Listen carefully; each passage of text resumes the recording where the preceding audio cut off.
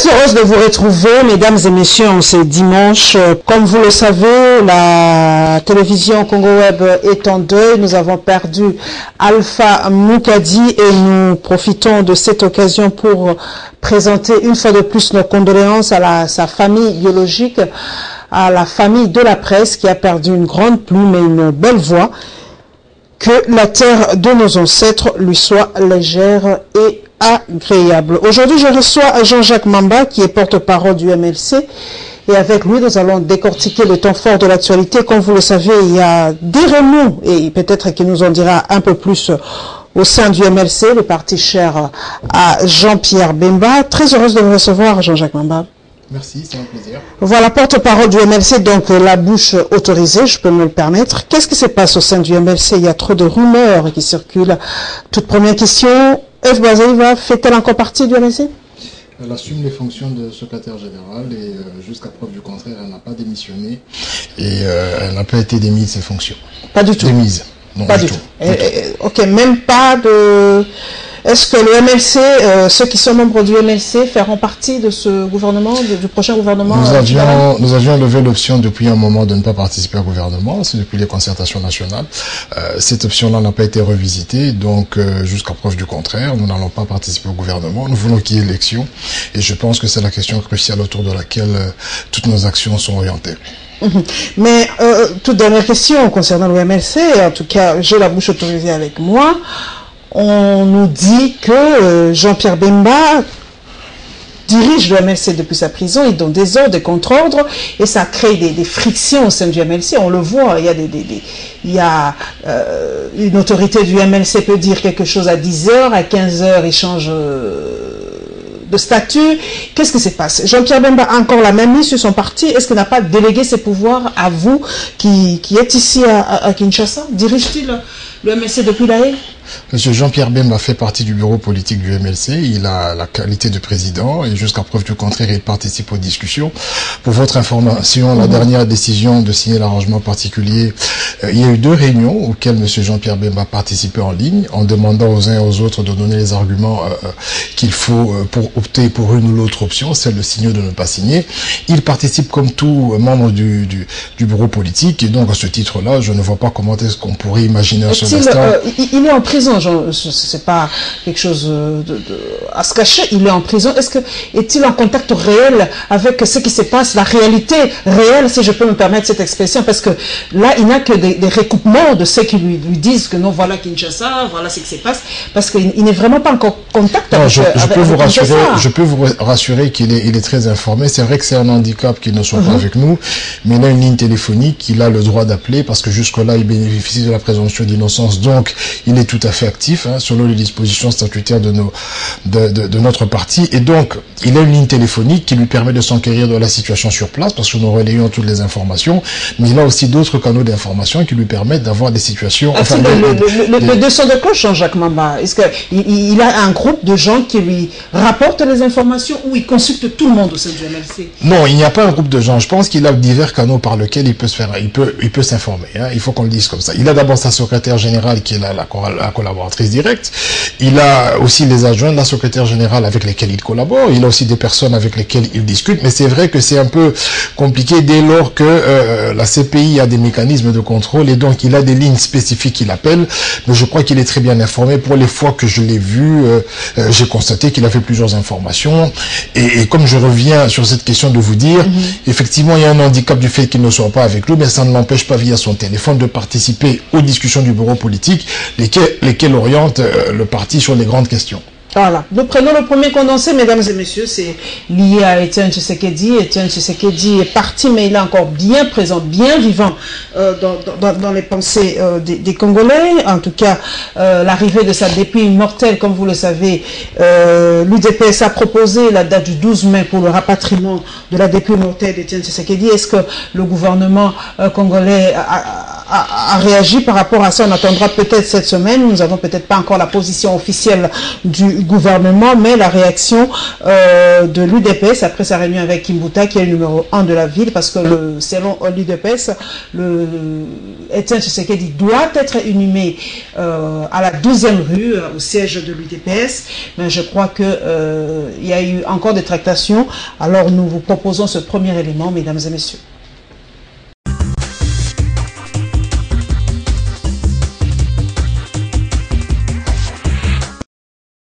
Nous sommes rassurants et nous pensons que le 12, la dépouille mortelle du président Tshisekedi atterrira à Kinshasa. Et pour ce fait, nous demandons aux Kinoises et Kinois de se préparer en conséquence. Et je demande que l'opération Rameau et Banderole pour l'accueil de la dépouille du président Tshisekedi soit relancée. Après la violation flagrante de notre constitution par M. Joseph Kabila, l'accord du 31 décembre était un espoir pour notre peuple. Par des conséquences, le peuple est en droit de se prendre en charge conformément à l'article 64. Et par là, je demande au peuple de se prendre en charge, de ne regarder ni à gauche ni à droite, car l'avenir de ce pays est entre ses mains, les mains du peuple. Méfiez-vous des discours, méfiez-vous des déclarations. Nous risquons de traverser une longue transition, comme ça a été le cas avec Mobutu. Aucune option n'a été levée jusque-là. Il y a été question pour le gouverneur de poser quelques questions à notre délégation et il voulait savoir la date exacte de l'arrivée du corps. Nous lui avons dit que c'était le 12.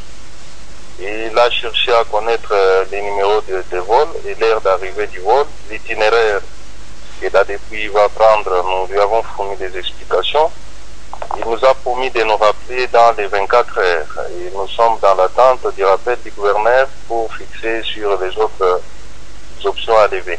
Peut-on dire que jusque-là, c'est encore incertaine quant à l'arrivée de la dépouille du président du Tshisekedi les 12? Non. Pour nous, la date est fixée. Le corps arrivera ici les 12. Nous n'allons plus reporter. Ça, c'est clair. Le gouverneur doit prendre des dispositions par rapport à cette date.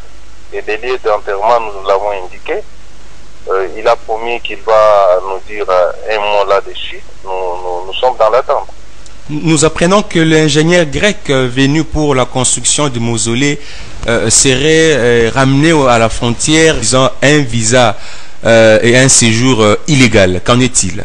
Je ne suis pas au courant. Ce que je sais qu'il a été arrêté hier avec 6 autres personnes membres du parti qui travaillent sur les lieux, mais qu'ils ont été libérés ce matin. Par rapport à son expulsion du territoire national, je ne suis pas informé. À ce que je sache, il s'agit d'un sujet belge qui est en règle, puisqu'il habite ici à Kinshasa. Je ne sais pas vous confirmer qu'il avait un séjour irrégulier, qu'il serait expulsé du territoire national.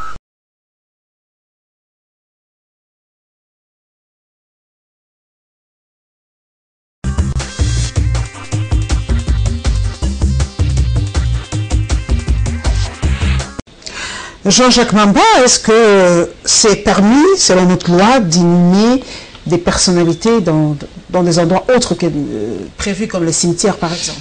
Écoutez, je dois vous avouer que je n'ai pas parcouru la loi et je n'ai pas de spécificité par rapport à cette question. Je pense qu'il y a une famille qui veut enterrer un membre de sa famille conformément à la loi. Cela doit se faire. Ce qui m'écœure un peu, c'est qu'on ergote autour de l'enterrement de M. Étienne Tshisekedi, qui est quand même un grand personnage dans ce pays. On ne devrait pas avoir des discussions avec des reports de date, avec des deux qui tirent en longueur.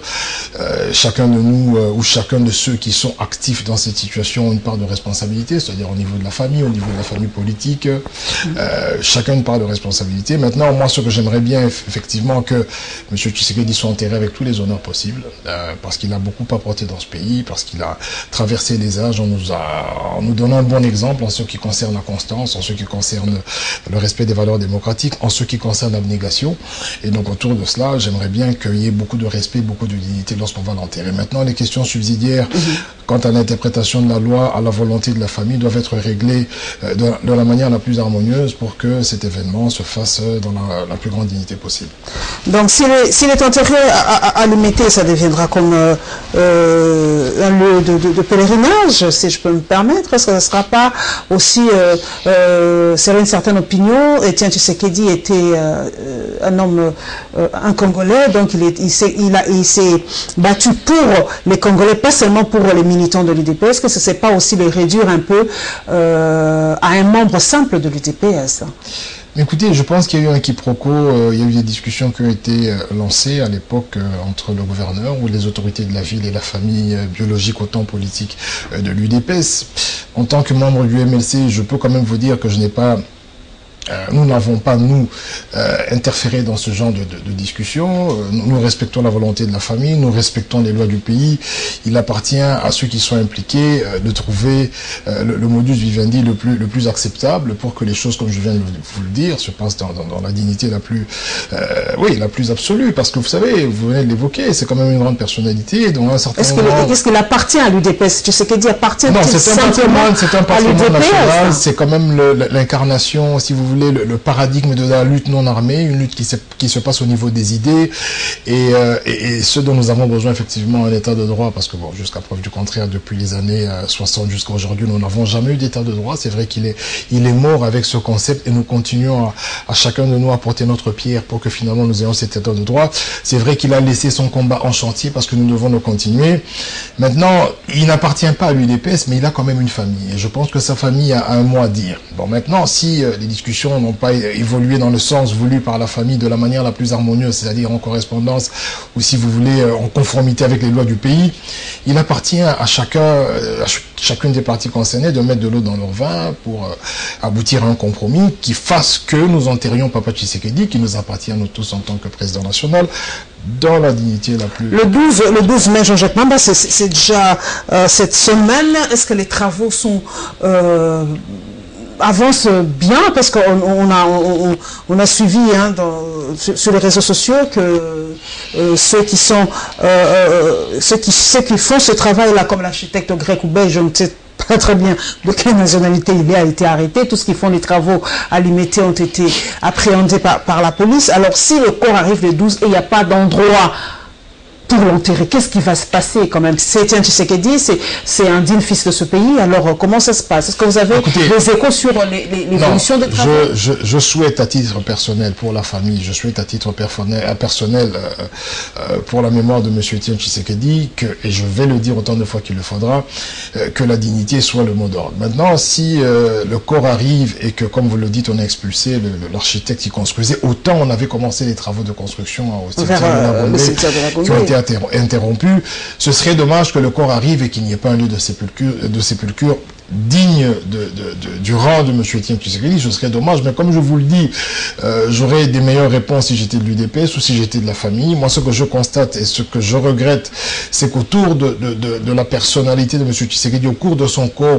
au cours de ce rapatriement, il y ait plutôt des velléités, voilà, il y ait plutôt beaucoup d'avis politiques, beaucoup de postures politiques, et je trouve ça tout à fait regrettable, parce que s'il était vivant et s'il avait la possibilité ou la latitude de décider de comment il voulait être enterré, je ne pense pas qu'on aurait assisté à tout ce tralala. Donc si il est mort, effectivement, il faudrait que la famille considère que la dignité doit être le mot d'ordre. Il faudrait aussi que l'État congolais qui a enterré Mouzé Laurent Désiré Kabila avec toute la dignité du monde, qui a érigé pour lui un mausolée, alors que finalement, in fine, ce pays n'a jamais été libéré, parce que il est venu, il a fait la guerre, et puis le pays n'a pas été libéré. D'ailleurs, le pays est descendu plus bas qu'aux années 90.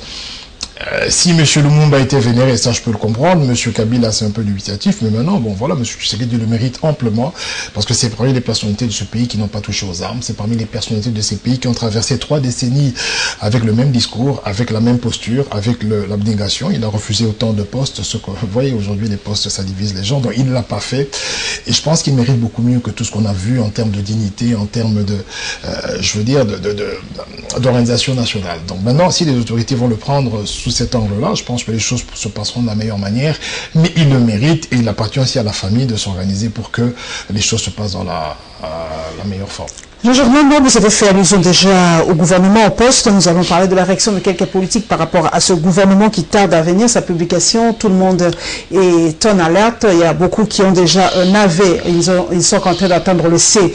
Parce que ce sera, on ne sait pas quand on publiera ce gouvernement. Nous sommes tous en attente. Et évidemment, la réaction d'une structure de la société civile par rapport à la signature de l'arrangement particulier. Parce que cet arrangement aussi, comme vous le savez, il y a une certaine opinion qui pense que cela n'est pas du tout inclusif. Ben voilà, la guéguerre des mots continue. Nous vous proposons ce deuxième condensé.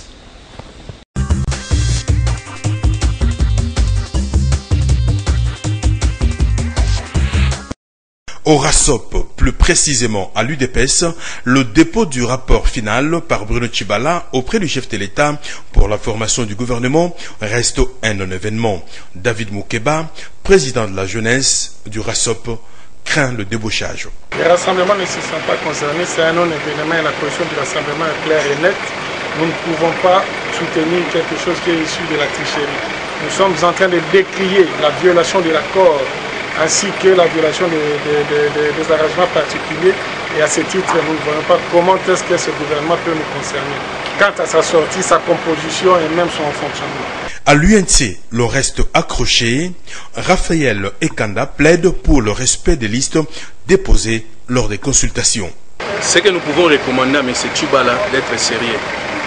C'est à lui de prendre ses responsabilités en main, de former un gouvernement crédible, des gens dynamiques, pas déjà badimanga, des gens dynamiques, des gens sérieux, n'est-ce pas, qui vont travailler dans le sens de nous organiser les élections dans les délais convenus selon l'accord de Saint-Sylvestre. Si à l'UDPS l'article 69 reste l'unique option, à l'UNC par contre, le cap est dirigé vers les élections. La Constitution a été violée de fond en comble, l'accord vient d'être violé de fond en comble, les accords, les arrangements particuliers renvoyés dans le canal grec. Donc il ne nous reste plus que l'article 64, c'est-à-dire le peuple doit se prendre en charge. Ce que nous attendons, notre attente à nous, c'est quoi? D'être vigilant, d'être derrière la CENI, d'être derrière les institutions, dire qu'article 64 aujourd'hui, c'est irresponsable. Nous prenons l'alternance, nous c'est l'alternance que nous prenons. La publication du gouvernement Tshibala, une question de quelques heures seulement. Attendons-nous certainement à des surprises agréables ou désagréables.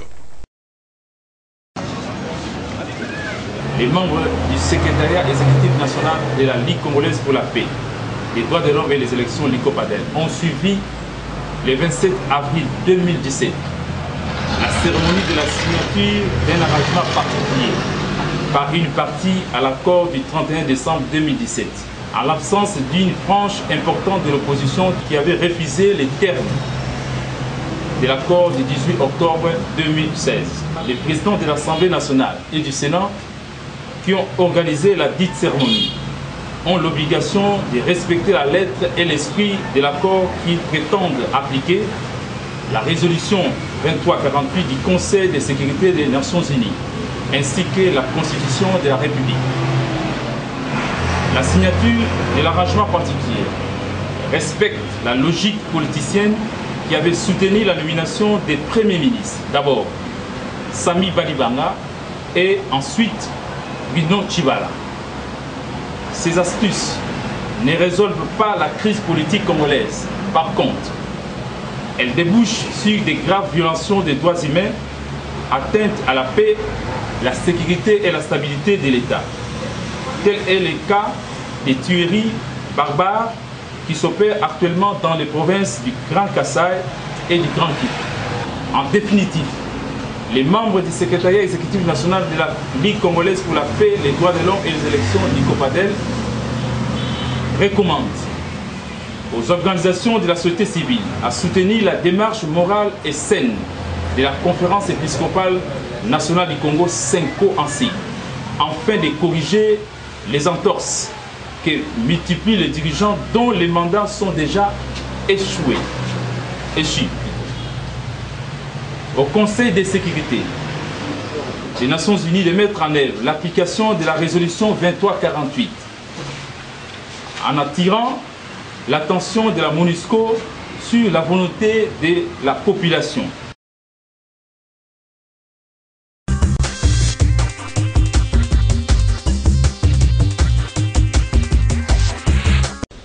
Jean-Jacques Mamba, on parle du débauchage. Vous avez suivi ces deux cadres des partis politiques qui nous ont parlé par rapport à la publication du gouvernement. Question personnelle, moi j'aime bien personnaliser les choses pour donner une idée. Si aujourd'hui on sollicitait Jean-Jacques Mamba pour faire partie personnellement de ce gouvernement, quelle sera votre réponse ou votre réaction? Écoutez, je n'ai pas autre réponse que celle de la ligne de mon parti politique qui a... suivant les décisions du bureau politique, nous n'allons pas participer au gouvernement. Donc, à titre individuel, je n'irai pas participer au gouvernement, même si je suis... Vous êtes spécial, Jean-Jacques Mamba. Non, je suis simplement constant, on en a besoin dans ce pays. La constance, c'est vraiment quelque chose qui... C'est une denrée rare, c'est vraiment... non, on a besoin de personnes constantes. Si on vous proposait un poste alléchant, mettons par exemple vice-ministre, je prends la place de Yves Kisson, mais mettons vice-ministre chargé, vice-ministre des Affaires étrangères, Jean-Jacques Mamba dira non. Si vous comptez le nombre de ministres qu'il y a dans ce pays depuis les années 60, et vous voyez l'état du pays, vous comprendrez que ça ne sert même à rien en fait. En réalité, dans les conditions telles que nous avons des élections dans 6 mois, les gens vont aller pour préparer leur campagne. Ils ne vont pas résoudre les problèmes essentiels. Donc vous comprenez très bien que tous les gouvernements d'union qui ne sont pas issus de majorité parlementaire sur base de programme sont des gouvernements de partage où il y a l'oisiveté, où il y a le désordre. Donc on a bien compris qu'après Matata, qui nous vantait le cadre macroéconomique, monsieur Sami Badibanga est venu, il a fait 3-4 mois, ça n'a pas fonctionné. Je donne très peu de chance à monsieur Chibala, c'est ce qui justifie. Qu'est-ce qui bloque d'ailleurs? Pourquoi ça tarde? Ça fait plus de 3 semaines déjà. Vous savez, il y a un souci. Hein. Vous allez remarquer que dans notre pays, déjà depuis qu'on a eu le premier gouvernement avec monsieur Sami Badibanga, il y avait au fait des primes qui étaient payées. C'est-à-dire que les ministères, c'est comme un versement de primes. C'est-à-dire que chacun qui à un certain moment a défendu l'accord vient et allait que, bon, au nom de la défense, au nom de l'énergie qu'il a déployée pour défendre l'accord, il a droit à un ministère. On s'est retrouvé avec un ministère, un gouvernement éléphantesque de 67 ministres, alors que nous avons des restreintes, des restrictions budgétaires. Nous avons un budget de 4 milliards pour organiser des élections de 1 milliard. Donc, normalement, nous devrions avoir un gouvernement d'austérité comme celui de Likoud, il y a le dernier, qui n'avait que 22 ministres. Mais on se retrouve dans des postures où on veut des élections sans moyens, mais on a besoin de 67 ministres pour faire ces élections. Et ce qui bloque actuellement, c'est la même chose. Nous avons une logique des personnes qui ont participé à l'OUA, ok, qui ont leur liste. Vous avez les gens qui n'ont pas participé à l'OUA qui ont leur liste. Vous avez la majorité présidentielle et les arbitrages sont très difficiles. Et donc, j'aimerais ici lancer des fleurs à mon parti, à tous les cadres avec lesquels nous cogitons. Mais vous savez pourtant signer l'arrangement. Vous avez signé, vous n'allez pas entrer dans le gouvernement. Expliquez un peu parce que... Mais parce que, vous savez, je prends le cas de l'UDPS, qui est un parti que nous respectons beaucoup. Il faut quand même savoir que depuis 30 ans, l'UDPS n'a été au pouvoir que pendant 1 mois. Ça veut dire que lorsque M. Tshisekedi, pour lequel j'ai beaucoup de respect, a accepté le poste de Premier ministre, il n'a fait qu'1 mois. Nous avons travaillé avec M. Kabila pendant 4 ans. Nous connaissons comment fonctionne la majorité. Et raison pour laquelle, depuis les concertations nationales, nous savions très bien... Vous avez travaillé avec M. Kabila sous en plus 4 ans. En plus 4. Donc nous avons été du pouvoir pendant 4 ans et nous savons comment fonctionne M. Kabila et sa majorité.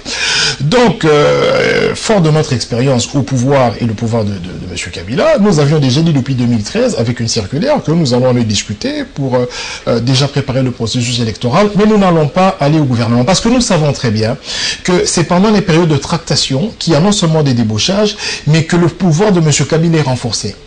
Dès lors que c'est lui qui signe des ordonnances des ministres, dès lors que c'est lui qui fait des arbitrages et qui barre le nom des gens sur les listes, vous êtes en train de renforcer le pouvoir de M. Kabila, qui plus est, ma foi, je peux quand même le dire ici, nous a amené jusqu'à ce niveau parce qu'en réalité, il était incapable de gérer le pays et de faire organiser les élections. Donc en réalité, la légitimité de tout ce qu'on a comme dialogue, des arrangements particuliers, provient du fait que le 19 décembre, M. Kabila est resté en place alors qu'il n'y avait pas d'élection. Donc le vrai problème pour lequel nous avons accepté d'aller discuter, rappelez-vous du MSC qui parlait de dialogue strictement technique, parce que nous avons vécu avec M. Kabila, nous avons travaillé avec lui, nous connaissons la majorité, nous savions très bien qu'elle allait faire glisser tous les opposants dans la dynamique de partage de pouvoir. Et donc, nous avons pris nos distances, et c'est ce qui arrive. Donc, nous avons pris nos distances par rapport à cette question.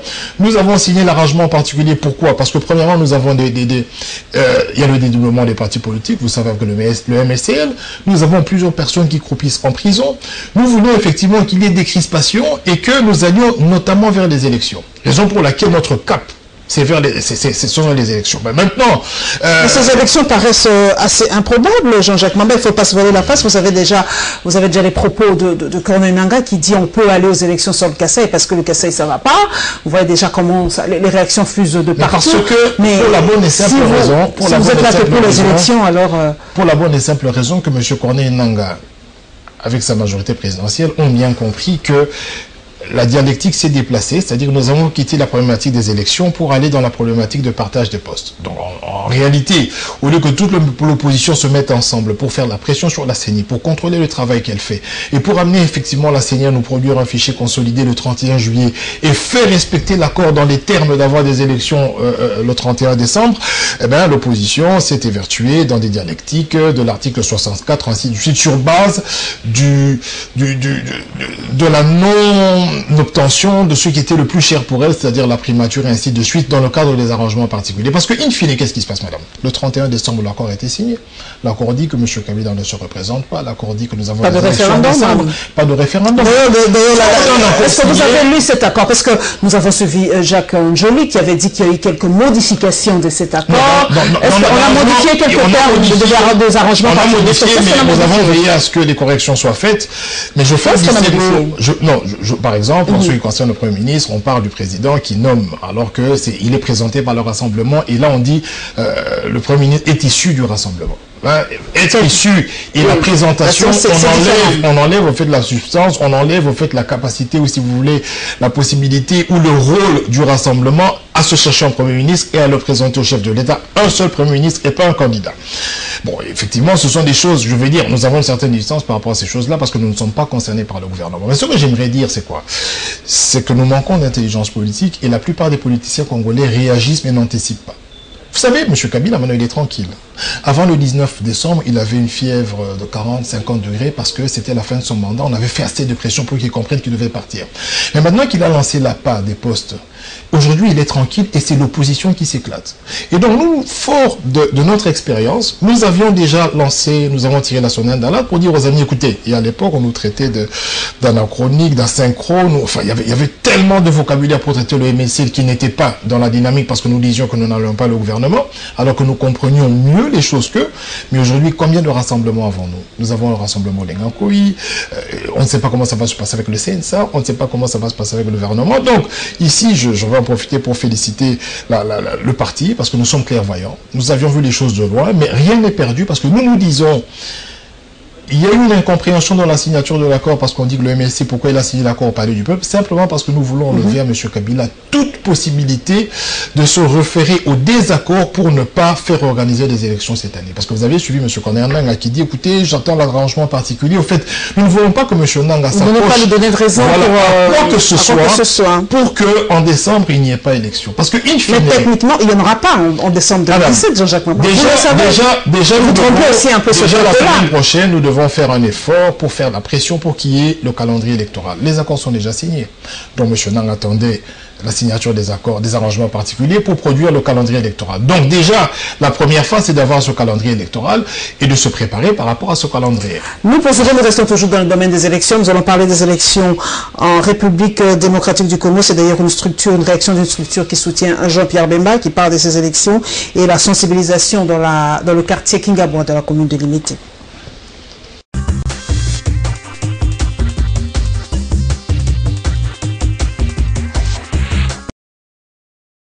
Quelques membres du MLC et sympathisants du parti de Jean-Pierre Bemba ont pris part à cette cérémonie de présentation du comité directeur du groupe de soutien à Jean-Pierre Bemba, ici à l'interfédéral du MLC Kinshasa, dans la commune de Kasavubu.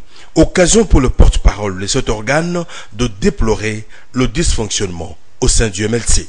Textement, avons constaté que les organes du parti et leurs animateurs ne jouent pas correctement leur rôle, c'est-à-dire convocation de réunions, sensibilisation de la base, restitution des faits saillants de la politique de l'heure, l'exploitation du parti, redynamisation des activités du parti, le respect des organes ne sont pas leurs priorités. Philippe Akandi dit maintenir le cap vers l'organisation des élections en RDC et sollicite l'implication de la communauté internationale dans la libération de Jean-Pierre Bemba Gombo. Le groupe d'appui et de soutien à Jean-Pierre Bemba me tient à ce que les élections soient organisées à la fin de cette année 2017, sans prétexte. Nous rappelons au Conseil de sécurité des Nations Unies et à la communauté internationale que le sénateur Jean-Pierre Bemba a besoin de regagner son pays afin de le servir en ces moments cruciaux et son histoire politique. C'est ainsi que le peuple congolais en général et la base du MLC en particulier implore au Conseil de sécurité de s'impliquer à ce dossier pour que celui-ci obtienne sa libération. Le président du groupe d'appui et de soutien à Jean-Pierre Bemba revient ici pour sa part sur la nomination de Bruno Tshibala au poste de Premier ministre. La nomination de M. Tshibala au poste du Premier ministre, c'est tout à fait normal. Si le président de la République a eu l'initiative de nommer Tshibala comme président, comme Premier ministre, là pour nous, les MLC, ce n'est pas un problème. Donc nous acceptons et nous prenons acte, il n'y a pas de problème là-dedans. Mais ce qui est vrai, c'est qu'au niveau du MLC, nous avions dit clairement que nous n'allons pas participer au gouvernement. Signalons que cette structure est un organe spécialisé conçu depuis l'avènement du MLC pour soutenir Jean-Pierre Bemba Gombo.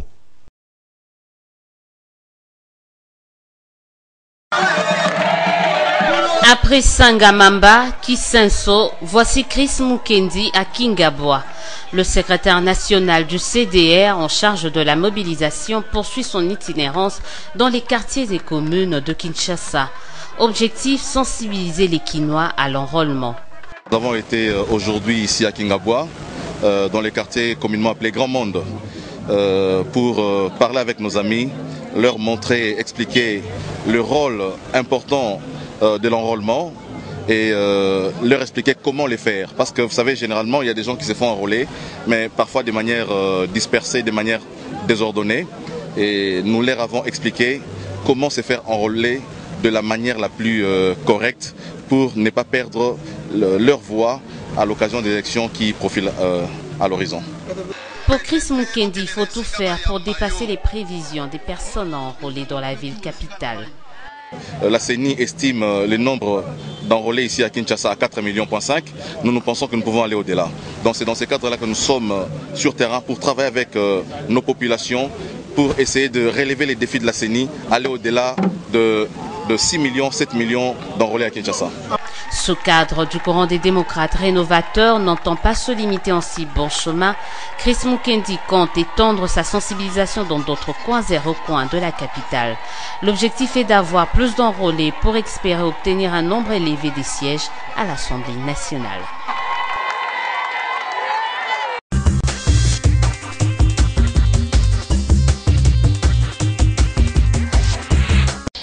Jean-Jacques Mamba, est-ce que vous y croyez vraiment, personnellement, à la tenue des élections République démocratique du Congo? Vous regardez cette population, dites-leur franchement si vous-même vous y croyez. Parce qu'on dit que les politiques de deux tendances, de deux bords, ne veulent pas des élections, que ce soit de la majorité ou de l'opposition. Nous, le MLC, nous voulons les élections. Maintenant, ici, ce n'est pas une question de croyance, ce n'est pas une question de foi, c'est une question d'obligation constitutionnelle. Et donc, dans un contexte où la Constitution nous oblige de les organiser, dans un contexte où ce pays a été mal géré et mérite une alternance, je ne peux pas répondre en vous disant que j'y crois, je n'y crois pas. Je dis simplement que nous devons tous nous mettre debout, nous devons tous sensibiliser les uns et les autres en ce qui concerne l'enrôlement, nous devons tous faire la pression. Le MLC a déjà commencé, comme l'a fait Chris Mukendi tout à l'heure, vous avez déjà commencé à sensibiliser. On a déjà commencé à sensibiliser et il y a beaucoup de programmes qui sont en chantier par rapport à cette activité, mais comme je vous le dis ici, il ne s'agit pas de croyance. Ce pays en a besoin, la Constitution nous le recommande et nous devons... Mais s'il n'y a pas élection, Jean-Jacques Mamba, qu'est-ce qui va se passer dans ce pays? Il va se passer ce que nous choisirons. C'est-à-dire que, vous savez, généralement, il faut désapproprier les politiques de la chose politique parce que les politiques ont déçu. Donc dès lors qu'on laisse les politiques trouver des solutions, ça ne marche pas. Dans bien de pays comme le Burkina Faso, c'est un paradigme que j'utilise, mais c'est pas ce que je souhaite pour mon pays. À un certain moment, la population a compris que les politiques s'y prenaient mal. Et donc on devrait désapproprier les politiciens véreux de la chose politique. Et je dis très bien que s'il n'y a pas élection, mais qu'au moins, je vous donne le scénario le plus probable, nous avons un calendrier électoral avant le mois de juin, nous avons le dépôt des candidatures, surtout pour la présidentielle, parce que le vrai problème c'est la présence de M. Kabila, donc les gens veulent se rassurer que nous allons aux élections sans M. Kabila, et dès que nous avons le dépôt des candidatures, même si les élections sont postposées de 1 ou 2 mois, mais les gens seront dans une dynamique de campagne électorale, et je pense que ça ne posera pas problème. Mais si nous n'avons pas ce calendrier, s'il n'y a pas le dépôt de candidature, cette question devrait être proposée à tous les Congolais qui devraient individuellement répondre de savoir qu'est-ce qu'ils veulent pour leur pays. Parce que, in fine, un monsieur qui ne respecte pas la Constitution, qui ne respecte pas les accords et qui ne veut pas qu'il y ait des élections, ce pays appartient à 70 millions de personnes et chacune de ces personnes a le droit de dire ce qu'il veut que son pays devienne. Y a-t-il réellement une opposition politique en République démocratique du Congo? Franchement. Je sais qu'elle déçoit, je sais qu'elle fatigue aussi nos partenaires extérieurs, je sais qu'elle déçoit les Congolais, parce que vous avez des gens qui le matin disent A et le soir disent B, parce qu'ici, la honte ne tue pas. Parce qu'ici, en réalité, quand vous n'êtes pas en mesure de faire cette gymnastique, on vous traite de Yuma, ou on vous traite de personnes qui n'est pas à la hauteur, parce que finalement, ici, je veux dire, on parle du courage comme une vertu en politique, mais un courage malsain qui consiste effectivement à s'adapter à la situation. Donc il y a bien de personnes qui ont déçu de par le changement de position. Nous on aimerait bien, en ce qui me concerne, donc à titre personnel, j'aimerais rassurer mes militants que je garderai ma constance, que je ne suis pas obligé d'être d'accord. Vous n'êtes pas achetable, entre guillemets. Chacun a son prix, mais maintenant il y a des valeurs que nous défendons. Vous savez, la politique c'est pas un métier. Il y a beaucoup de gens que vous voyez à l'Assemblée nationale, s'ils n'ont pas de mandat, ils échouent dans la vie. Raison pour laquelle vous allez constater que depuis 2006, ceux qui n'ont pas été réélus, la plupart triment. Parce qu'en réalité, les gens considèrent qu'être député, être sénateur, c'est un boulot. Il y a des gens qui ont des diplômes de droit, d'économie, qui chôment.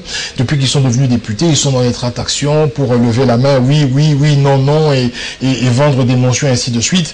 Mais en réalité, lorsque vous leur retirez ce mandat, c'est des personnes qui n'ont plus de boussole pour continuer leur vie. Et donc, il faudrait à un certain moment, et je l'ai proposé, et je continuerai à le proposer, peut-être que si je serai un jour dans une assemblée, c'est qu'il faut désintéresser au fait la jeunesse c'est-à-dire en réduisant les écarts. Hein. Vous voyez, un député aujourd'hui gagne plus de 100 fois ce que nous payons à nos professeurs, et donc tout le monde veut devenir politicien, pas parce qu'ils ont la vocation, pas parce qu'ils ont envie de servir leur pays, mais parce qu'au fait c'est le meilleur boulot au Congo. Pour se retrouver. Et voilà. Et donc dans certains pays, être politicien c'est pas le meilleur boulot, c'est pas ce qui paye le plus. Nous devons travailler pour que les personnes se désintéressent de la chose politique, parce qu'en réalité c'est un sacerdoce, c'est une charge. Mais jusqu'à preuve du contraire, les écarts font que les gens pensent vraiment qu'il ne faut que faire la politique pour réussir dans la vie. Sortons un peu de ce pays. C'est vrai que nous parlons des élections en République démocratique du Congo, mais moi j'avais tweeté, j'ai dit, tout le monde a suivi le débat entre Le Pen et Macron cette semaine.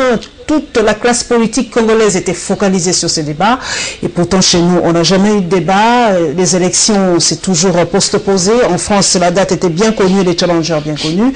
Nous jetons un petit regard. Pour vous, c'est vrai que peut-être avant que cette émission ne se termine, on connaîtra déjà le prochain président de la France. Mais pour vous, qui peut être, Jean-Jacques Mamba, le nouveau président de la France? Est-ce que Macron a-t-il des chances de battre Le Pen, vu la montée fulgurante du Front National? Et évidemment, avec cette affaire de Macron Leaks, on a piraté ses comptes. Est-ce qu'il a encore des chances d'être le président de la France? Écoutez, déjà, qui sera le nouveau président? Ce sera le président que les Français vont élire. C'est une question très simple. Maintenant, après, moi je suis d'obédience libérale, donc je ne suis ni pour l'un ni pour l'autre. Ce que j'apprécie, c'est qu'effectivement il y a chaque fois débat. Ça permet aux électeurs de savoir à qui ils ont affaire, de savoir à quel programme ils adhèrent.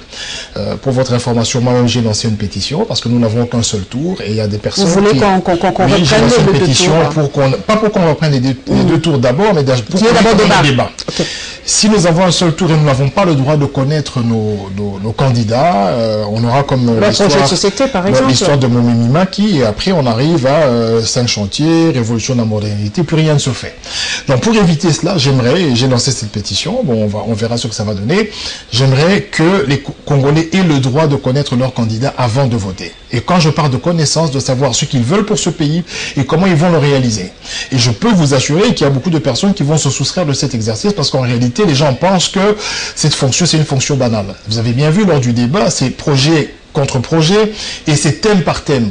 Sur les retraites, sur l'emploi, sur le chômage. Bien qu'on n'a pas parlé de l'Afrique, malheureusement, c'est pas leur problème, on n'a pas parlé de l'Afrique. Je peux vous dire, si je dois faire un commentaire sur ce débat, c'est que bon, Madame Macron a parlé de, enfin, Madame Le Pen a parlé de Monsieur Macron et Monsieur Macron a parlé de la France. Parce que Madame Le Pen avait des difficultés à étayer, à expliquer, à expliciter au fait son programme. Elle était dans des invectives, elle était très mal à l'aise lorsqu'il fallait démontrer au fait, en termes chiffrés, comment est-ce qu'elle allait financer ces différentes propositions. On a bien vu qu'elle avait une grosse difficulté à expliquer cela. Donc, les Français l'ont bien compris aussi.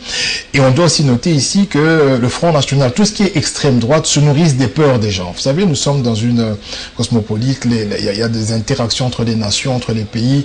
Il est très difficile aujourd'hui de ramener la France, ça c'est mon point de vue, aux Français. Dès lors que déjà... En Europe, nous avons des populations vieillissantes, le niveau de vie a augmenté et tout ce qui est main-d'œuvre, tout ce qui est secteur tertiaire, c'est fait par des main-d'œuvre étrangères. Donc on en aura toujours besoin. Il y a même des pays qui font de l'immigration choisie parce que c'est vraiment un besoin vital. La toute dernière question, Macron, on l'a suivi, il a dit qu'il veut prendre ce qui est bon dans la gauche, ce qui est bon dans la droite et fusionner pour la France. C'est peut-être ça, ce qu'il nous faut aussi. Pas d'opposition, pas de majorité, mais l'intérêt de la RDC. Écoutez, c'est vrai que j'ai parlé de Marine Le Pen, mais bon, Macron ne m'a pas convaincu non plus, dès lors qu'il a changé de programme plusieurs fois, il a changé d'idée plusieurs fois. Vous savez, lorsqu'on est ni chaud ni froid et qu'on est en train de... Au fait, la chance qu'il a, c'est qu'il a Madame Le Pen en face de lui. Et que bon, c'est vrai que le Front National présente un danger, mais s'il avait un candidat d'envergure, c'est-à-dire que si Fillon n'était pas plongé dans cette affaire, il aurait beaucoup de difficultés à dire qu'il est de gauche et de droite et qu'il pouvait prendre ce qui était bon. Non, ça ne fonctionne pas comme ça. C'est-à-dire que lorsque vous êtes issu des milieux banquiers et que bon, finalement, vous avez plutôt tendance à favoriser les entreprises en allégeant les taxes, surtout le code du travail qui va essayer de modifier pour permettre aux gens, aux entreprises de licencier facilement, parce que vous savez aujourd'hui ce qui pèse au fait dans l'investissement, c'est que ceux qui entreprennent, lorsqu'ils veulent licencier des gens, non seulement il y a trop de charges, mais il y a beaucoup de procédures. Et donc ils préfèrent alors délocaliser leurs entreprises, aller faire leurs entreprises dans l'Europe de l'Ouest, notamment dans les pays de l'Ouest. Et donc là, les législations sont beaucoup plus souples. Et ce que Macron va apporter, au fait, c'est une souplesse dans la législation du travail. Il y a beaucoup de Français qui seront pénalisés parce qu'ils seront virés. Et donc, je ne crois pas trop. Alors, d'ici là, on connaîtra le prochain président de la France. Espérons vraiment qu'en République démocratique du Congo, d'ici là, on connaîtra le nouveau président de la République démocratique du Congo. Réaction de Jean-Claude Vumba par rapport au retour de Moïse Katumbi. Comme vous le savez, la SENCO a proposé que Moïse Katumbi puisse revenir en homme libre en République démocratique du Congo. Et la clôture du conclave Rassop El Tshisekedi.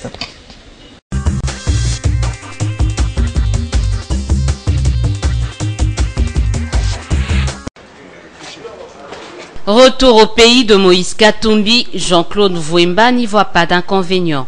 Le président national du MPCR espère que celui-ci va du reste coïncider avec le rapatriement de la dépouille d'Étienne Tshisekedi à Kinshasa. Donc Moïse Katumbi doit rentrer au pays en homme libre. D'ailleurs, il sera même mieux qu'il accompagne le corps du président Étienne Tshisekedi Wamulumba. Ça serait un signe fort que, effectivement, les accords de la Saint-Sylvestre doivent être respectés à la lettre. Ce cadre de la dynamique de l'opposition est de même avis que les évêques de la SENCO. Les prélats qui, à en croire Vumba, ont mené discrètement leurs enquêtes sur l'affaire Stoupis ayant abouti à la condamnation de Moïse Katumbi.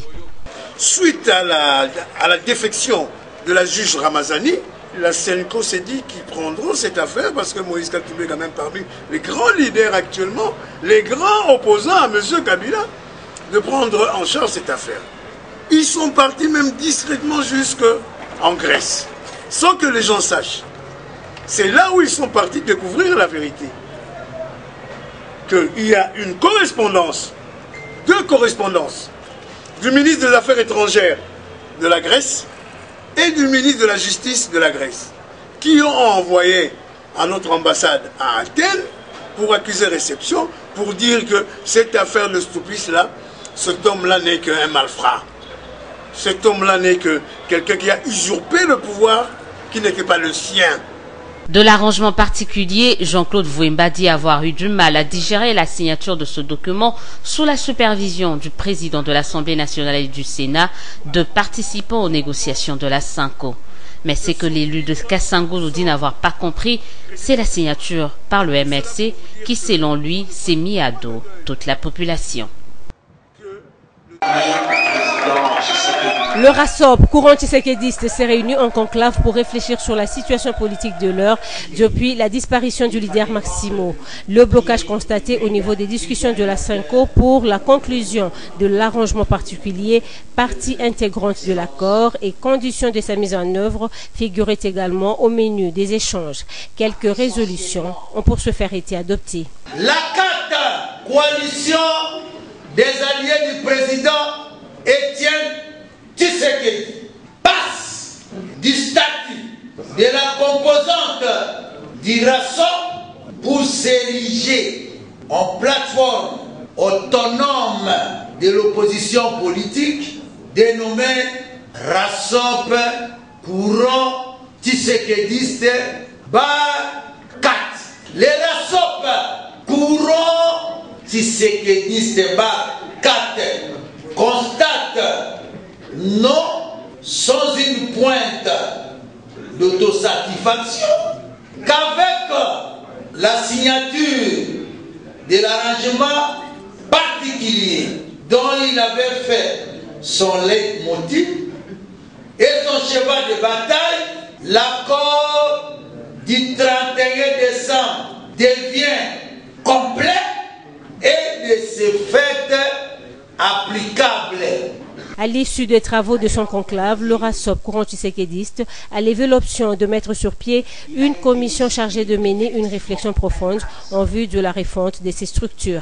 La mission de cette commission ira jusqu'à proposer une nouvelle configuration pour tenir compte de l'évolution politique et de la nouvelle donne induite par la mort de notre autorité morale, le docteur Étienne Tshisekedi, l'icône de la politique congolaise.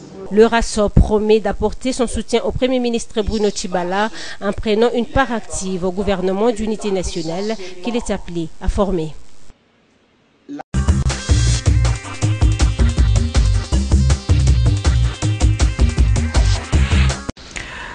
Vous avez suivi avec nous Jean-Jacques Mamba, RASOP tshisekediste. Donc, comme vous l'avez dit déjà plus haut, combien de rassemblements, combien de RASOP, combien il y en aura dans l'opposition aujourd'hui? Est-ce que c'est l'effritement de l'opposition en République démocratique du Congo? Ou le rachat, disons-le carrément, le rachat de l'opposition? Vous savez, des fois, en politique, il faut réfléchir, il faut réagir à froid.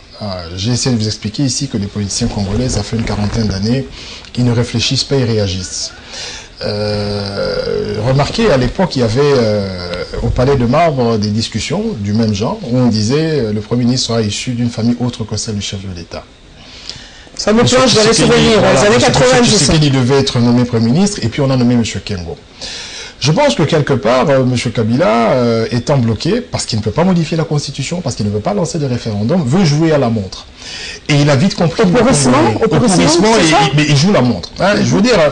Il a vite compris les Congolais, il sait très bien que, bon, écoutez, si on met là pas des pieds, des postes, ils vont se déchirer. Donc tout ce que vous voyez aujourd'hui, c'est, d'une part, vous avez M. Katumbi qui est à l'étranger, qui tient l'aile Félix Tshisekedi par le cou, donc avec le G7 et ainsi de suite. D'autre part, vous avez des preuves, M. Moïse, qui tient le... J'ai suivi M. Félix dire qu'ils avaient un deal sur Top Congo. Il l'a dit, j'ai suivi l'émission, et pour nous, c'est pas un problème. Je ne suis pas en train de fustiger cette alliance. Je vous explique un peu la situation vue par des personnes qui ne sont pas du rassemblement. Donc nous, le MLC, nous constatons que nous avons M. Moïse Katumbi avec M. Félix qui forment une aile avec le G7 et qui font le rassemblement. Et nous avons des dissidents comme M. Olenganko et qui ont fait allégeance à M. Kabila, qui sont partis proposer des noms avec M. Lumbala et ainsi de suite. Et donc cette situation arrange qui? Cette situation arrange M. Kabila, mais posons-nous la question de savoir s'il ne l'avait pas prévu, s'il ne l'a pas planifié. Et pourquoi nous, les Congolais, pourquoi nous, les politiciens, devrions-nous chaque fois être dans les pièges qu'il tend? Pourquoi devrions-nous répondre chaque fois présent aux pièges de la majorité? Pourquoi est-ce que nous ne peut pas réfléchir? Je vous donne un exemple. M. Kabila dit, l'accord dit, écoutez, le rassemblement présente un nom. M. Kabila a dit, je veux 3 noms. Au fait, en réalité, on pouvait signer ces arrangements particuliers. La majorité s'est organisée pour ne pas les signer. Vous vous imaginez un peu qui a eu sur cette liste M. Diomi, M. Katumbi et M. Félix Tshisekedi. Qui est-ce qu'ils allaient choisir?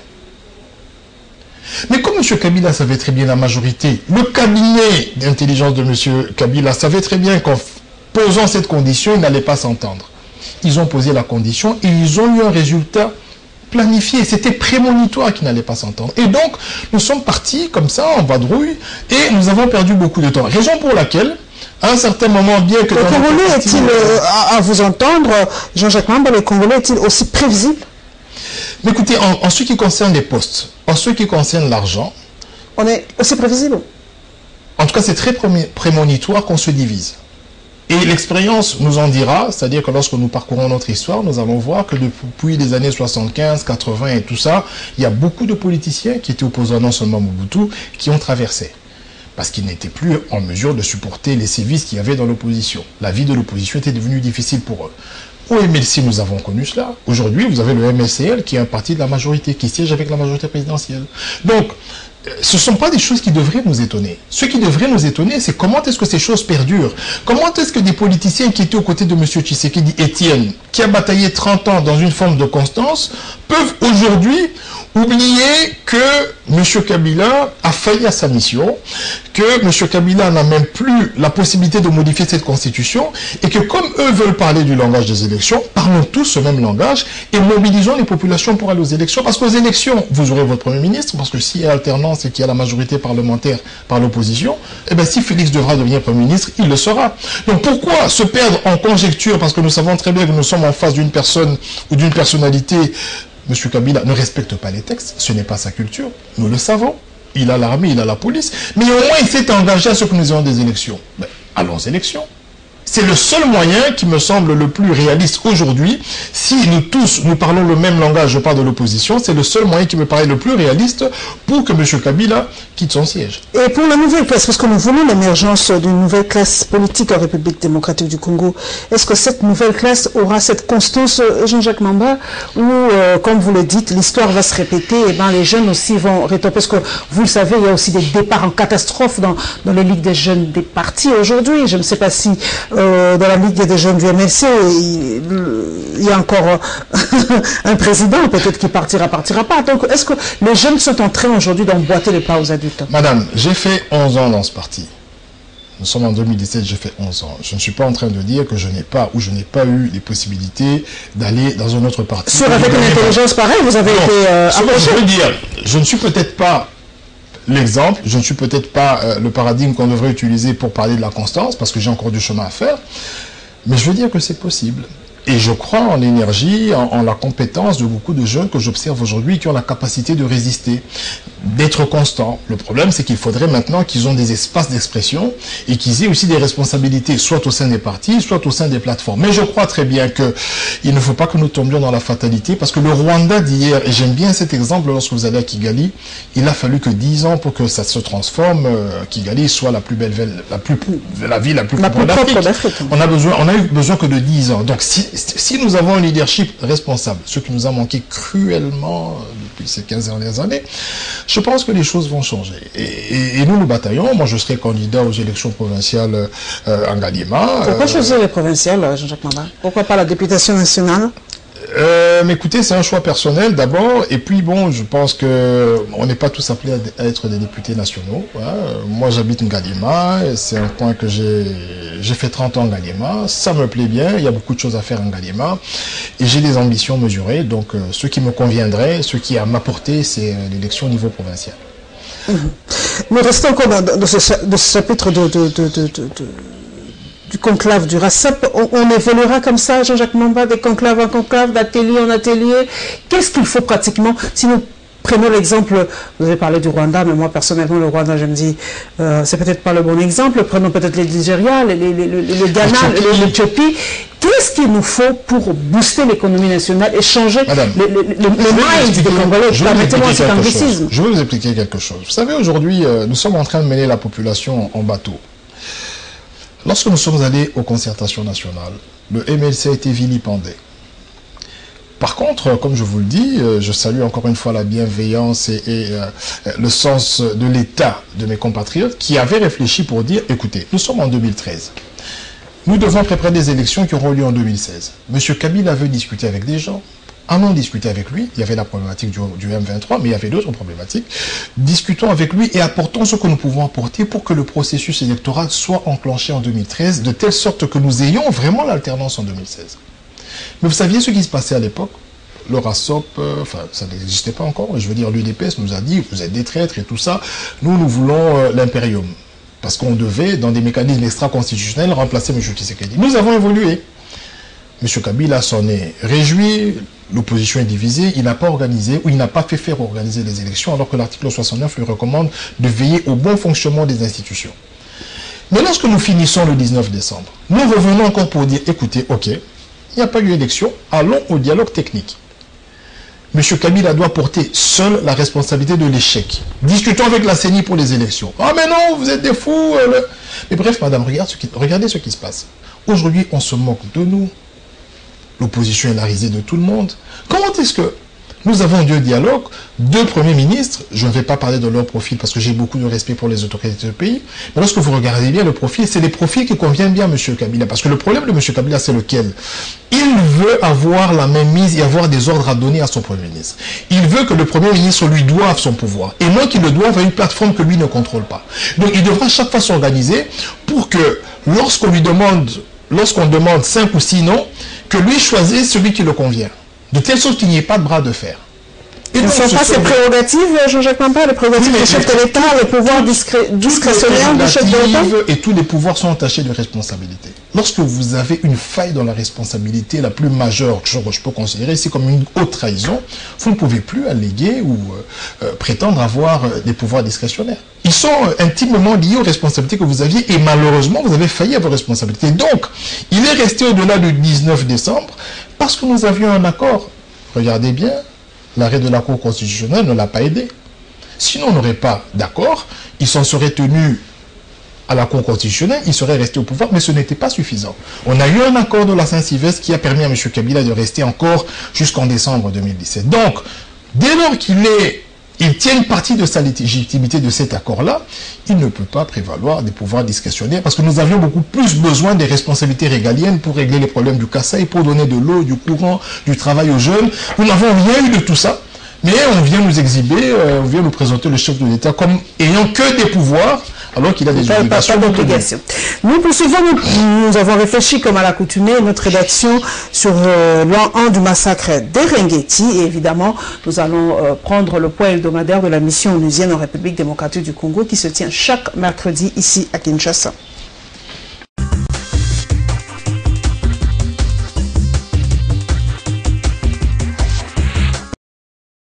Le drame a eu lieu un certain 3 mai 2016, la nuit.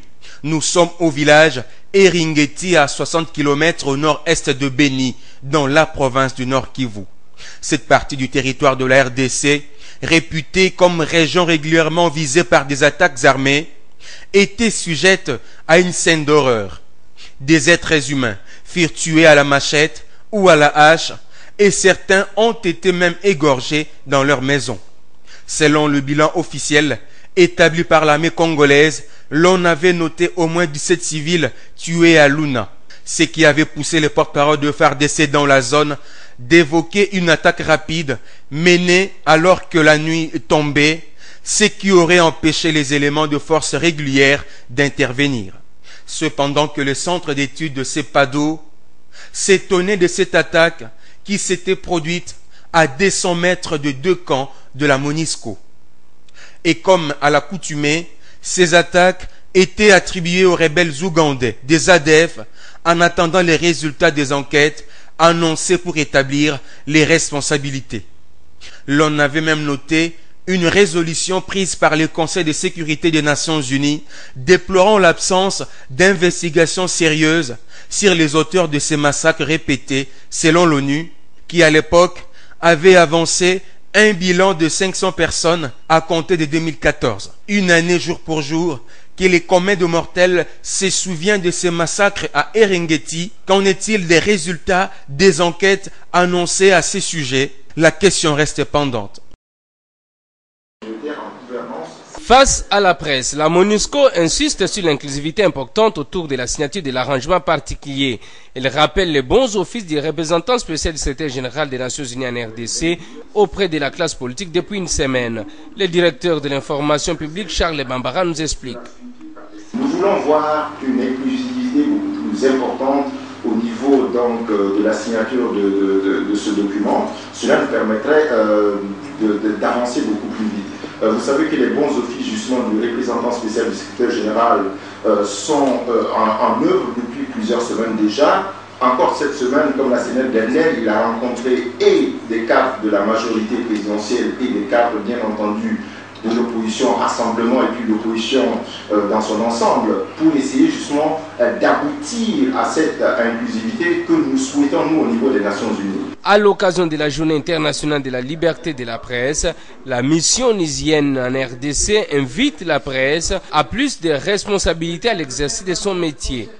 C'est au niveau de la presse qu'on doit se battre pour arracher donc de plus en plus, j'allais dire, des espaces de liberté pour pouvoir exercer son travail. La liberté de la presse ne se donne pas, elle ne s'acquiert pas, il faut vraiment se battre pour la faire progresser effectivement. Il interpelle aujourd'hui non pas seulement les journalistes, mais aussi les politiques, les acteurs politiques à travers le monde pour que cette liberté de la presse puisse être non pas une chimère, mais une réalité. Rappelons que la MONUSCO continue à renforcer sa présence dans le Kasaï central en collaboration avec les autorités congolaises au niveau national et provincial pour mettre un terme à l'insécurité grandissante.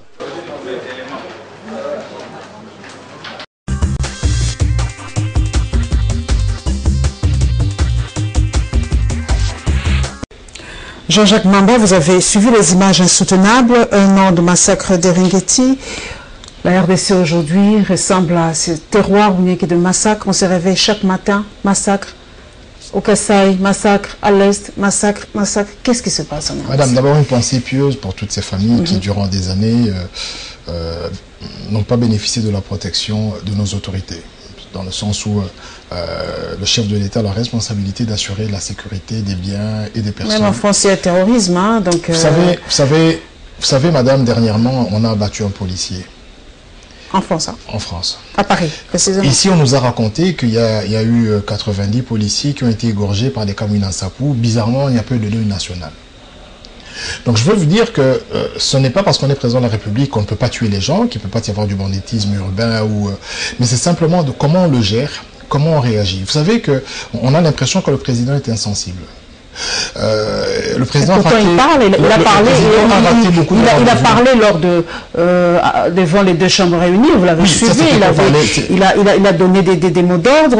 Il y a des endroits qui deviennent des zones opérationnelles. Il a parlé avec émotion. Nous l'avons suivi. J'ai pris la peine depuis 2006 de collectionner les 11 message devant la nation du chef de l'État. 11, depuis son accession au pouvoir. Devant le Congrès, je veux dire. Devant le Congrès. Madame, il n'y a que des virgules qui changent. Il y a des virgules, il y a des syntaxes, il y a des paragraphes qu'on déplace. Le président ne dit rien. Le président n'est jamais précis. Le président n'est jamais sur le terrain d'opération. Vous avez vu à l'époque Mobutu, quand il y avait des problèmes, et même Mouzé, son père, quand il y avait des problèmes sur terrain, on voyait le chef de l'État arriver en tenue, et des fois il était même aux opérations.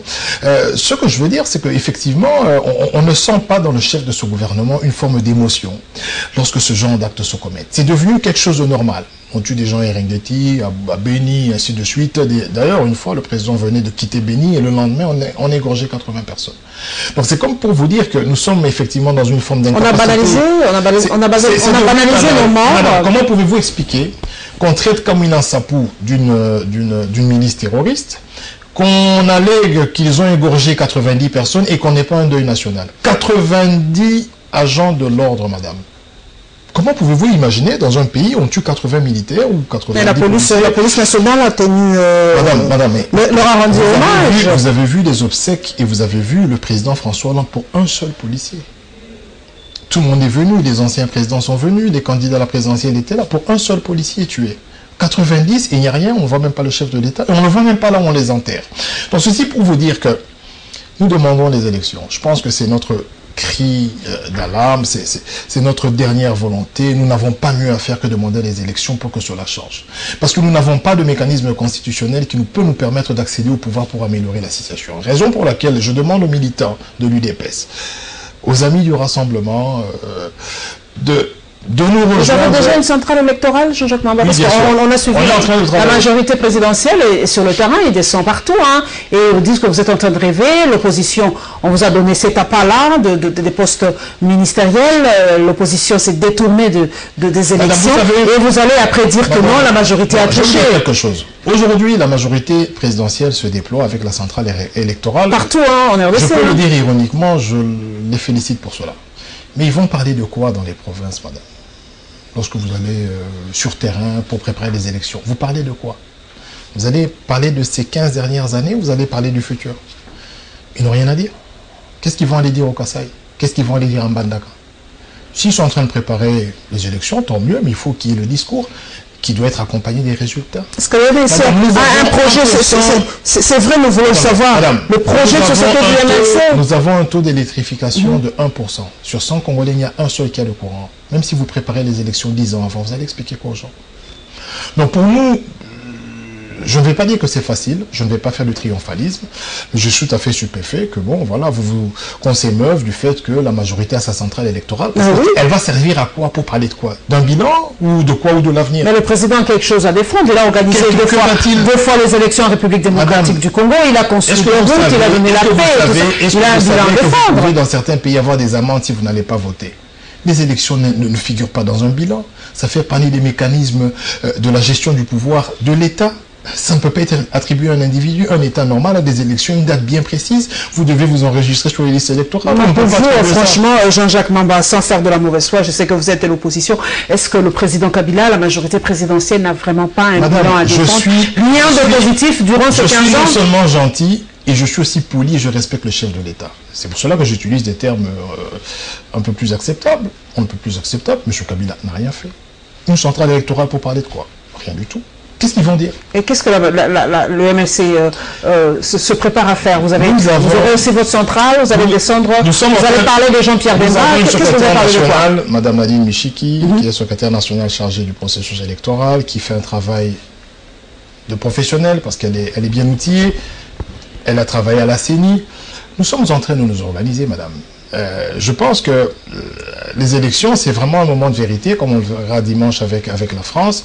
Nous avons non seulement un programme ficelé et chiffré que nous allons présenter à la population, nous avons une alternance crédible, mais aussi nous n'allons pas manquer d'exhiber tous les mensonges de ces 15 dernières années. Rappelez-vous des TGV, rappelez-vous de tout ce qu'on a montré pour les 5 chantiers, et voyez l'état des routes, voyez même comment ça se passe actuellement, Willery, comment... Nous sommes dans la capitale, mais on n'arrive pas à vivre. Si nous prenons autre chose, vraiment à notre volet, nous avons clos avec la politique, nous prenons maintenant la ville de Kinshasa. Comme vous le savez, nous avons en tout cas Facebooké, tweeté, Instagrammé pour montrer un peu la saleté dans la ville de Kinshasa. Je crois que nos messages ont été entendus, comme on le voit dernièrement. On est en train d'enlever les tas d'immondices, les montagnes d'immondices, les collines d'immondices dans la ville de Kinshasa. Voilà, donc nous allons vous proposer la réception de 50 bus pour la ville de Kinshasa. Évidemment, notre rédaction est descendue sur le terrain puisque la télé, comme on dit, ce sont les images. Et bien, vous allez voir, nous allons constater ensemble comment ça se passe, hein, l'évolution, en tout cas pour ces immondices qui ne faisaient vraiment pas du tout la beauté, la fierté de la ville de Kinshasa.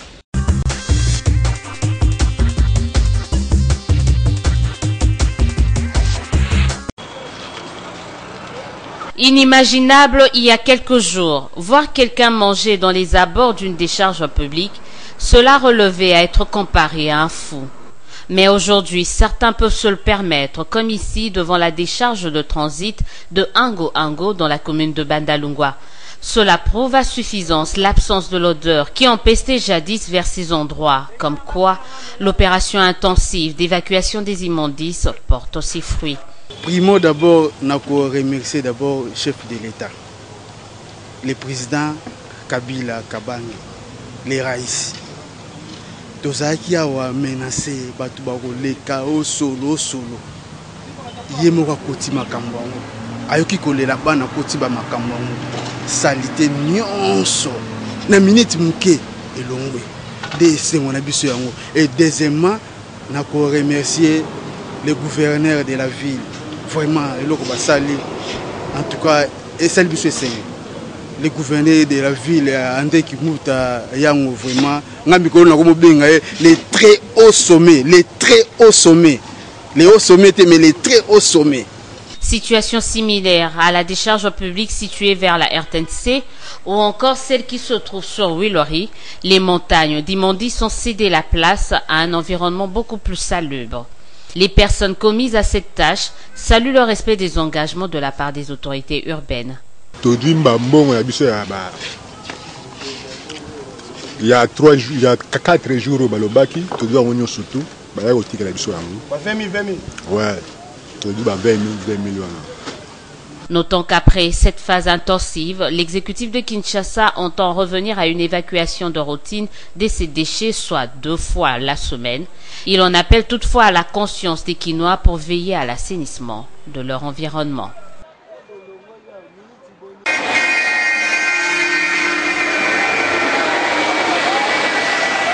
Kinshasa bientôt débarrassé des engins de mort. Dans le cadre de son programme d'action prioritaire afin de permettre aux Kinois de se mouvoir à moindre coût et dans les conditions acceptables, l'exécutif provincial vient de doter 50 bus à la société Nutranskin. Cette acquisition s'inscrit dans le cadre de la révolution de la modernité prônée par le chef de l'État, surtout dans ses volets transport et emploi, indique le gouverneur de la ville. Révolution modernité na transport kotika 207 kotambola na bisi ndenge telemi. C'est moderne, c'est propre, mais esuki kaka teke bana Kinshasa batambola na bisi ezali pe ndenge bamama batelemi wana na bapapa balati uniforme bazwi musala.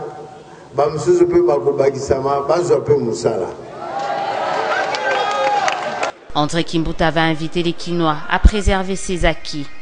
Bakinoises, Bakinois, botika kobambaka mabanga kobebisa bapis oyo bino moko bozali kosomba babis oyo bino nde boza bapropriétaire na yango. Notons que 50 autres bus sont attendus dans les 6 mois, ce conformément au contrat signé entre la ville et la société chinoise commise à cet effet. De la gestion au sein de Nutranskin, elle fera l'objet d'une évaluation ce mercredi, ce en marge du conseil d'administration de cette entreprise. André Kimbuta entend se pencher sur certaines pratiques anormales décelées au sein de cette société de transport en commun de Kinshasa et qui ne permet pas aux agents de bénéficier des avantages qui leur sont dus.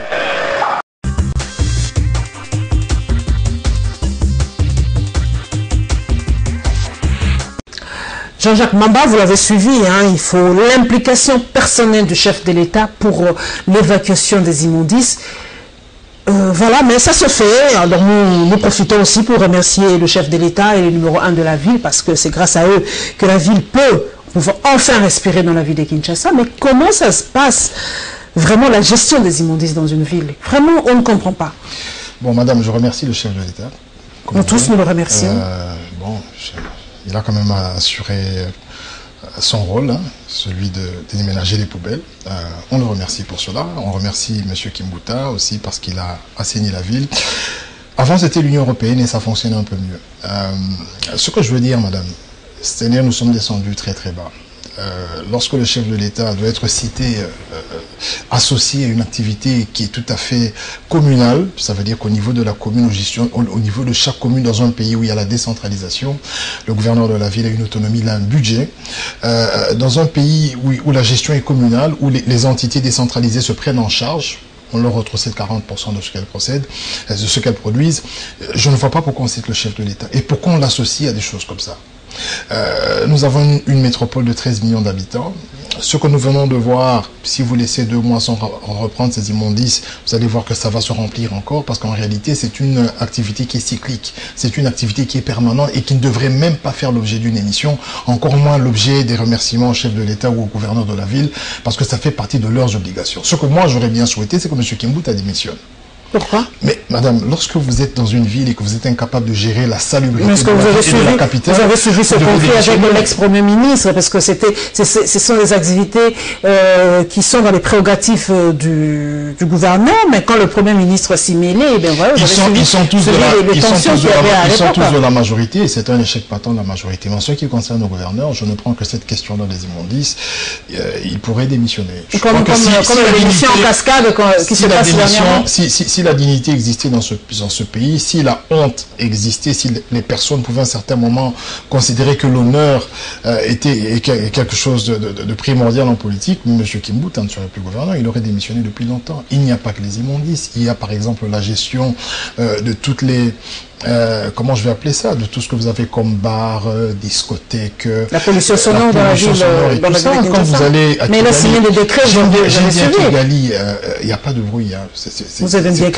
Oui, j'y vais souvent, c'est calme, il n'y a pas de bruit, il y a la discipline. Monsieur Kimbouta n'est pas... C'est aussi une question d'homme, s'il vous plaît. C'est vrai que les autorités et Jean-Jacques Mamba doivent jouer leur rôle, mais c'est aussi une question d'éducation, une question d'homme. Qu'est-ce que les Rwandais ont de différent? Qu'est-ce que le Rwandais a de différent? Pardonnez-moi, qu'est-ce que le Rwandais a de différent de nous? Je vais vous dire. La discipline. Le Congolais n'est pas discipliné, le Kenyan n'est pas discipliné. Lorsque vous êtes à la frontière, vous êtes à Goma, vous allez au Rwanda, donc vous allez à Gisenyi. Le premier panneau que vous voyez, c'est écrit investissement oui, corruption non. Dès que vous traversez, vous vous retournez. Vous regardez chez nous, c'est écrit, le premier panneau, Fongola Masolo. Nous sommes dans des logiques qui sont... C'est Primus. Ah, ok, parce que je n'ai pas compris. Nous sommes dans des logiques qui sont tout à fait différentes. Pour que ça fonctionne, il ne s'agit pas de la différence qu'il pourrait y avoir entre les Congolais, les Ivoiriens et les Rwandais, mais c'est la différence dans la gestion de l'État. Lorsque quelqu'un jette ses immondices, il faut qu'il y ait un pouvoir de coercition. Mais quand le gouverneur, c'est-à-dire qu'il va l'obliger à payer des amendes, ainsi de suite. Mais quand le gouverneur lui-même vous dit que Mboko est Kobongate, mais quand lui le dit, qu'est-ce que vous voulez qu'il se passe? Monsieur Kimbouta a abandonné la ville depuis très longtemps. Il a même perdu l'espoir que cette ville peut s'améliorer. Il se comprend à son poste, il est aidé par certains gens, par le président de la République, on le laisse tranquille, mais en réalité, il a abandonné ses fonctions depuis longtemps. Il n'est plus gouverneur. Il n'est gouverneur que quand il y a des troubles, quand il y a match. Il est gouverneur que lorsque des choses se préparent. Mais gérer la ville, M. Kimbouta ne la gère pas. Et raison pour laquelle nous disons, dans les prochaines législatures, nous devons avoir un suffrage universel pour les gouverneurs. Parce qu'il y a des provinces qui sont plus grandes que la Belgique et la France. C'est-à-dire que lorsque... On se va d'abord d'ailleurs pour rendre ces élections à scrutin indirect. Quand nous aurons le jour que j'aurai la chance d'aller dans une assemblée, reposez-moi la question, vous verrez que je vais initier un projet dans ce sens. Qu'est-ce qui se passe, madame? Vous avez par exemple une province comme celle de la Mongala, ok? On va dans l'ex-Équateur. Oui, lorsque vous prenez cette province, c'est plus grand que la Belgique. Mais comment voulez-vous qu'un gouverneur soit élu par 6 ou 7 personnes? Comment voulez-vous que le sort... Lorsqu'on a besoin de développer une province, le sort de 2-3 millions d'habitants, géré par 5-6 personnes qui peuvent, ma foi, être corruptibles. Et c'est le cas, généralement. C'est tout à fait illogique. Donc nous devrions revenir, à cause de l'étendue de notre pays, au suffrage universel pour les gouverneurs. Comme ça, ils vont gérer en toute responsabilité. Parce qu'en réalité, qu'est-ce qui se passe avec M. Kimbouta? Il n'a que 48 personnes à gérer. Ça veut dire qu'il peut contenir le mécontentement de 13 millions d'habitants en gérant 13 personnes, en gérant 48 personnes. Et donc s'il a les moyens de les gérer, il va gérer 48 personnes, alors qu'il y a 13 millions de personnes qui sont mécontentes et qui sont mal servies. Mais si nous passons au suffrage universel, alors en ce moment-là, il est tenu par ses promesses électorales et il sera tenu par son bilan. Et il ne pourra pas, ma foi, corrompre 13 millions d'habitants. Maintenant, ça peut être facile sur une échelle de 40 à 50 personnes, mais lorsque nous aurons le suffrage universel, le gouverneur devra vraiment travailler. Nous allons terminer par cette note triste. Je l'avais dit au début de cette émission. Congo Web Télévision et le monde de la presse a perdu Alpha Moukadi suite aux complications post-natales. Voilà, mais nous vous proposons en tout cas pour cette émission son travail. Elle a travaillé à Congo Web Télévision. En tout cas, nous lui rendons hommage comme c'est là. Le CESAC, l'audience que cette structure a accordée à quelques journalistes de la place. Et évidemment, vous pouvez que parler de nous pour clôturer la journée de la liberté de la presse célébrée par GED et l'UNPC.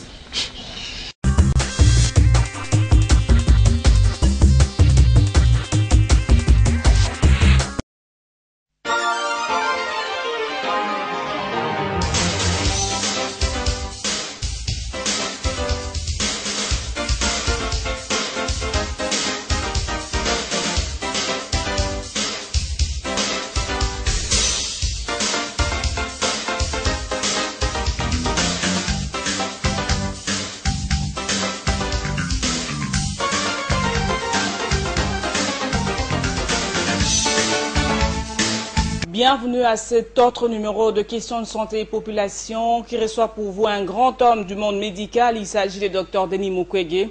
Pour ceux qui ne le savent pas, le Dr Denis Mukwege, médecin directeur de l'hôpital de Panzi au Sud Kivu. Ce médecin, ce grand gynécologue, a pris l'option de pouvoir soigner gratuitement les femmes victimes des violences sexuelles.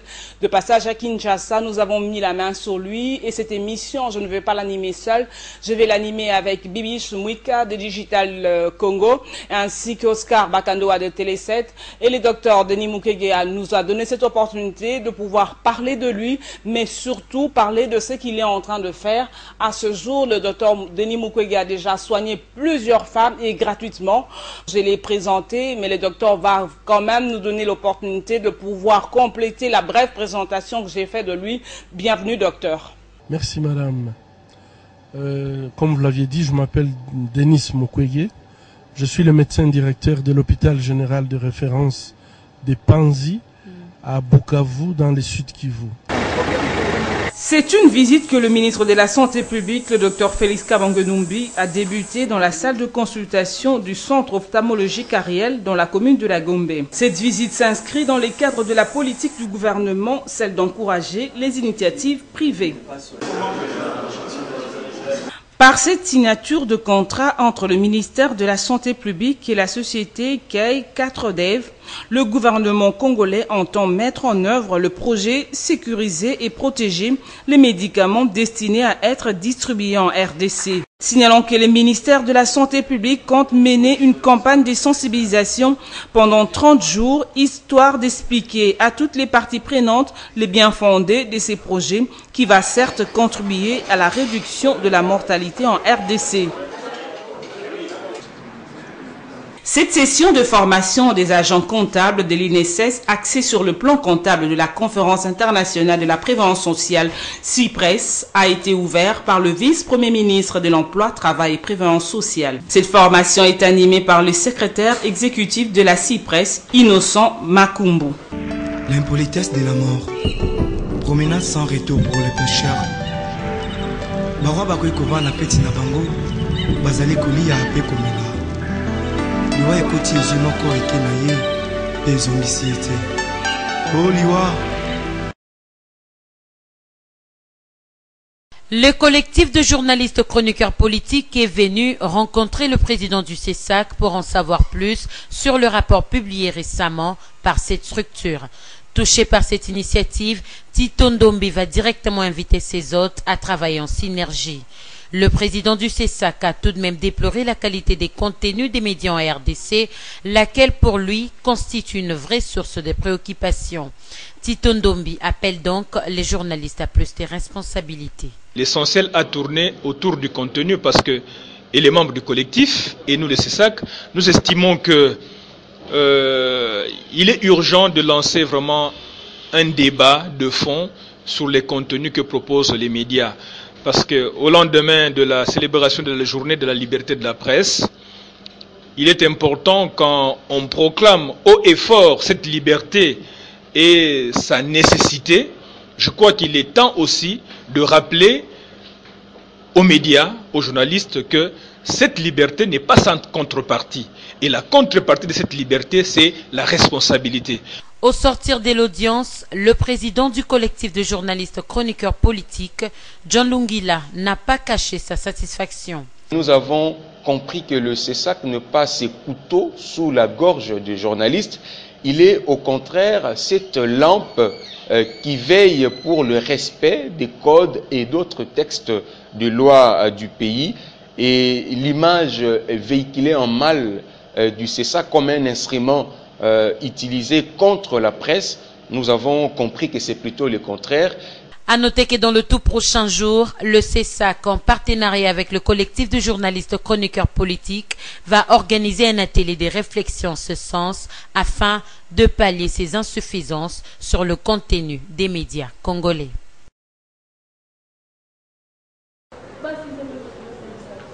Florent Lébé est arrivé à l'Institut Charles Kisolo Kele alors que tous les élèves l'attendaient.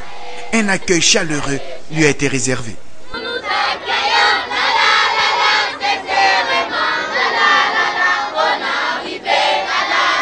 Ce député national élu de la Funa est porteur d'un don du matériel didactique, don qu'il a reçu du gouvernement central à travers le ministère de l'EPS.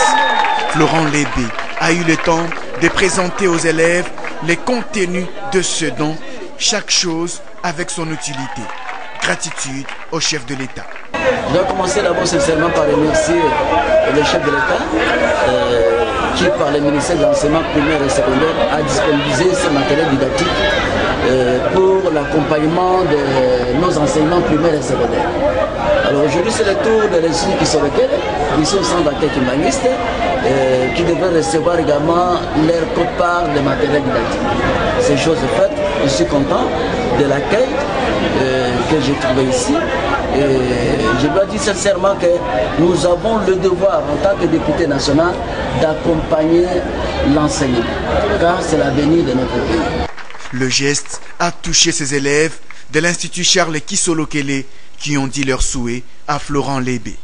Tout récemment, vous venez d'effectuer une tournée dans les écoles des Funa, distribuant matériel didactique et manuels scolaires. Honorable député, notre souhait le plus vif est de vous voir jouer encore le rôle de celui qui lutte contre l'ignorance, le rôle de celui qui combat le sous-développement. L'Institut Charles Kisolo Kele fait partie des 12 autres écoles de la Funa visitées par ces députés nationaux en remettant le matériel didactique. Donc nous sommes très contents, vraiment nous remercions l'honorable Lébé, en tout cas que Dieu le patafiole, qui nous donne encore d'autres moyens, parce que dans les prochains jours, s'il a encore d'autres moyens, il a déjà fait ça, nous les connaissons d'abord très bien.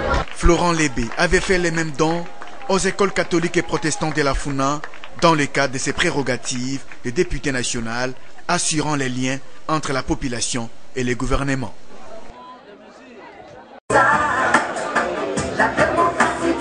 C'est ici, au centre des ressources de médias, que les professionnels de médias congolais se sont donné rendez-vous pour célébrer la journée consacrée à la liberté de la presse.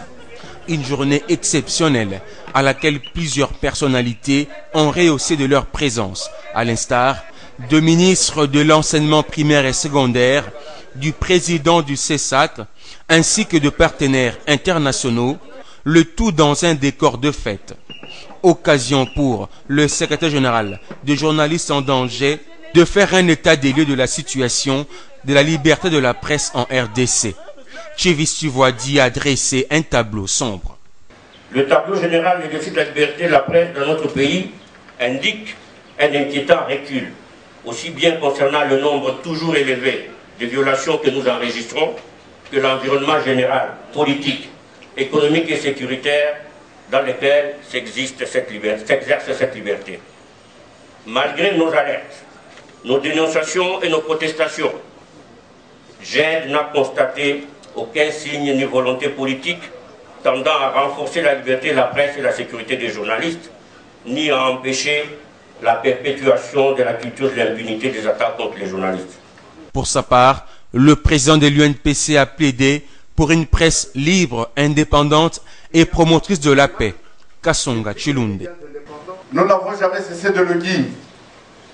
les professionnels des médias sont avant tout des agents de la paix. Ipso facto, ils sont invités à véhiculer des messages qui évitent d'exacerber la haine et enlisent les sociétés. L'indépendance et l'objectivité du journaliste sont des garanties qui contribuent à assurer la paix et promeuvent le dialogue. En ce jour spécial consacré à la journée de la liberté de la presse, les professionnels de médias ont déploré l'absence très remarquable du ministre de Médias. Lambert Mende aurait eu un agenda très chargé, l'empêchant même d'envoyer son représentant.